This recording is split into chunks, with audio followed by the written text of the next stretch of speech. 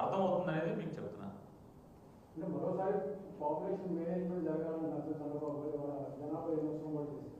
ఏమంటే నేను ఒకటి చెప్తానండి, ఆయన కొడుకు చెప్పాలి కదా, వాళ్ళ పార్టీ వాళ్ళందరికీ చెప్పాలి కదా. వాళ్ళ పార్టీ వాళ్ళందరూ ఏమో అందరూ ఫ్యామిలీ ప్లానింగ్ పాటిస్తూ ఉంటారు, ఊళ్ళందరూ మాత్రం చెయ్యాలంటారు. ఇది ఎక్కడ కాదు. ముందు తెలుగుదేశం పార్టీలో అందరూ కూడా 4గురిని 5గురిని కనండి, తర్వాత రాష్ట్ర ప్రజలందరూ కూడా కనమని చెప్పండి. హిందీ భాషను అందరూ గౌరవించాలి, అదే మన అధికారిక భాషను అంటే భారతదేశం మొత్తం కూడా పవన్ కళ్యాణ్ గారు మోడీని తిడితే అందరూ తిట్టాలి. పవన్ కళ్యాణ్ గారు ఉత్తర భారతదేశం తిట్టాలంటే ఆయన తిడితే మనందరం తిట్టాలి.